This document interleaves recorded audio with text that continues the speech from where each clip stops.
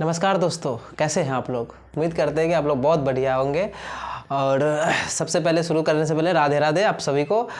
और आज का टॉपिक बहुत इंपॉर्टेंट है और हर एग्ज़ाम में इससे कम से कम 1-2 क्वेश्चन आते ही है। तो आप लोग, उम्मीद है कि आप लोग अच्छे से इसको पढ़ेंगे और बेहतर से बेहतर अपना एग्ज़ाम में इसको करके आएंगे। तो आज का टॉपिक क्या है मेरा? मौलिक अधिकार। मौलिक अधिकार का मतलब क्या होता है? मौलिक अधिकार की जरूरत क्यों बनी? तो मौलिक अधिकार की जरूरत ये इसलिए बनी क्योंकि देश हमारा है कि मतलब संघीय व्यवस्था है हमारे देशों में। तो संघीय व्यवस्था में तो राज्य में भी है, राज्य में भी बटा हुआ है और देश में है। एक सेंट्रल लेवल पे है और एक स्टेट लेवल पे। तो स्टेट लेवल पे क्या होता है कि कुछ मतलब मौलिक अधिकार है और कुछ नियम है जो हमको स्टेट के द्वारा, मतलब जो स्टेट के द्वारा जो कठोर नियम बनाए जाते हैं उसके खिलाफ, उसके तहत हमको आज़ादी मिलना। और ये दूसरी बात कि संविधान जो है ना हमारा देश में क्या है कि यहाँ पर नियम के अनुसार कानून की व्यवस्था होगी, ना कि व्यक्तियों का शासन होगा। यहाँ पे कानून जो होगी उसी के समक्ष सबको चलना पड़ेगा। ये नहीं कि हम जो कहेंगे वही मेरी बात मानी जाएगी, ऐसा कुछ नहीं है। हम लोगों को कानून के हिसाब से चलना पड़ेगा।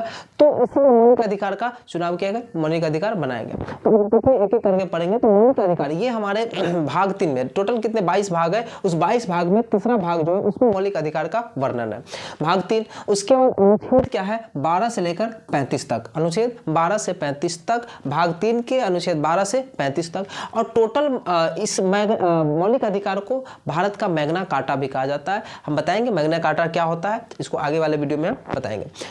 उसके बाद प्रारंभ में 7 मूल अधिकार थे, यानी कि 7 मौलिक अधिकार थे। जब स्टार्टिंग हुआ, जब भारत मतलब मूल अधिकार जब बने तो उसमें 7 मौलिक अधिकार थे। पहला था समता का अधिकार, दूसरा स्वतंत्रता का, तीसरा शोषण, चौथा धर्म, पांचवा संस्कृति एवं शिक्षा का अधिकार, संपत्ति का अधिकार, संवैधानिक उपचार। ये टोटल 7 मौलिक अधिकार स्टार्टिंग में थे। लेकिन धीरे क्या हुआ कि बाद में एक मौलिक अधिकार को हटा दिया गया, उसको हम बताएंगे। पहला हम पढ़ते एक एक करके। पहला क्या है कि समता का अधिकार। समता का अधिकार क्या है? आर्टिकल नंबर, अनुच्छेद नंबर 14 से लेकर 18 तक हमारा क्या है? समता का अधिकार। समता कैसी समता? समता मतलब समानता। कैसी समानता? वाक्य की समानता, अभिव्यक्ति की समानता, कहीं जाने की समानता। मतलब हर जगह ऐसा नहीं है कि स्वतंत्र समानता मिले। अब मतलब हर चीज़ में, जैसे लोग बहुत से तरीके के होते हैं हमारे देश में, एक गरीब भी होते, अमीर भी होते। तो क्या सबको एक जैसा ही देखा जा रहा है? ये नहीं कि नहीं भाई गरीब है तो उसको मार के भगा दिया जाए, ऐसा नहीं है। तो समानता सबको एक जैसे मिलनी चाहिए। दूसरा क्या है कि स्वतंत्रता का अधिकार। स्वतंत्रता, आप स्वतंत्रता सिर्फ ऐसा थोड़ी है कि भाई जो मतलब ऊंचे कास्ट के लोग हैं या फिर जिसके पास ज़्यादा पैसा है उसी को स्वतंत्रता मिले। नहीं, हमारा देश आज़ाद हुआ तो उस टाइम जो संविधान लिखने वाले थे, बनाने वाले थे, वो लोग सोच समझ के बनाए कि यहाँ पे जो लोग है, क्योंकि गांधी जी भी थे उस टाइम संविधान लिखने के टाइम में, मतलब ये थे। तो जब गांधी जी थे तो गांधी जी अफ्रीका में जो मतलब लोगों के प्रति अंग्रेजों ने किया था, वहाँ पे ब्लैक लोगों के प्रति, व्हाइट लोगों के प्रति, व्हाइट लोग जो किए थे उसको देखकर गांधी जी ने यहाँ भी सोचा कि हर लोगों को एक जैसा स्वतंत्रता मिले। तो हमारा 19 से लेकर 22 तक, 19 से लेकर 22 तक स्वतंत्रता का अधिकार है। इसमें स्वतंत्रता एक तरीके की नहीं है, बहुत से तरीके की स्वतंत्रता है जो हम आपको एक स्पेशल वीडियो में बताएंगे। सारे इस मतलब अधिकार को एक एक करके हम उस वीडियो में बताएंगे। अभी फिलहाल हम लोग ऐसे ही पढ़ते हैं। 19 से 22 स्वतंत्रता का अधिकार। तीसरा क्या है? 23 से 24 शोषण के विरुद्ध अधिकार। अब शोषण के विरुद्ध का अधिकार कैसे होगा? शोषण के विरुद्ध मतलब कि हम किसी का शोषण नहीं कर सकते। शोषण करने का मतलब गरीब का शोषण अमीर नहीं कर सकता, या फिर बच्चों का शोषण, या किसी से ज़बरदस्ती काम नहीं करवा सकते। हमारा मन होगा काम करने का तो हम करेंगे, नहीं मन होगा हम नहीं करेंगे। आप मेरे से ज़बरदस्ती काम नहीं करवा सकते। तो ये क्या हो जाएगा? 23 से लेकर 24 तक मेरा हो जाएगा शोषण के विरुद्ध अधिकार। चौथा क्या हो जाएगा? 25 से 28 धर्म की स्वतंत्रता। धर्म की स्वतंत्रता कैसे? हमारा देश एक सेकुलर कंट्री है। सेकुलर कंट्री में हम लोग क्या है कि यहाँ सब धर्म को माना जाएगा। बहुत से धर्म को मानने वाले लोग हैं, तो सब लोग अपने अपने धर्म को मान सकते हैं। ऐसा नहीं है कि हम किसी को बोलेंगे नहीं भाई तुम हिंदू को मानो, मैं मुस्लिम को मैं हिंदू मान रहा हूँ, तुम भी हिंदू को मानो, ऐसा कुछ नहीं है। हमारा मन करेगा तो हम हिंदू मानेंगे, हमारा मन करेगा तो मुस्लिम धर्म को अपनाएंगे, नहीं मन करेगा तो हमारा जो मन करेगा हम उस धर्म को अपनाएंगे। ठीक है, तो ये क्या हो जाएगा 25 से 28 मेरा क्या हो जाएगा धर्म की स्वतंत्रता का अधिकार। उसके बाद ये आ जाएगा आर्टिकल नंबर 29 से लेकर 30 तक संस्कृति एवं शिक्षा।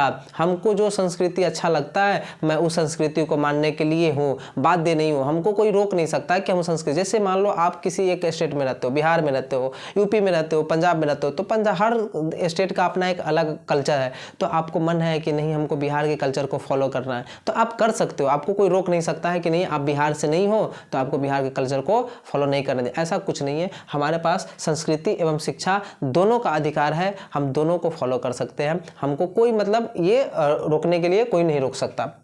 पांचवा क्या है, ये पांचवा क्या है कि सॉरी छठा 31 ये संपत्ति का अधिकार। अब ये संपत्ति का जो अधिकार है दोस्तों ये बहुत ही इंपॉर्टेंट है, और ये जो संपत्ति का अधिकार है ये क्या है कि अब इस संपत्ति को अधिकार को हटा दिया गया है, ये संपत्ति का अधिकार अब हमारे मौलिक अधिकार के अंदर नहीं आता है, अब इसको संवैधानिक अधिकार बना दिया गया है। संविधान के तहत इस संपत्ति को अब लोग इसको संवहन कर सकेंगे, रख सकेंगे, अब ये मौलिक अधिकार के अंदर नहीं आता है। तो ये बहुत सारे क्या कहते हैं कि एग्जाम में पूछा गया है कि कौन सा अधिकार ऐसा है, जैसे 4 ऑप्शन आपको दे देंगे कि इनमें से कौन से मौलिक अधिकार नहीं है, तो 4 ऑप्शन मान लो कि आपको शोषण के विरुद्ध, धर्म की स्वतंत्रता, संस्कृति और एक दे दिया संपत्ति, तो आप लोग क्या टिक करोगे संपत्ति का अधिकार जो हमारे संविधान के अंदर नहीं है, सॉरी हमारे मतलब मौलिक अधिकार के अंदर नहीं है, ये संवैधानिक अधिकार बन चुका है मौलिक अधिकार, सॉरी संपत्ति का अधिकार। तो आगे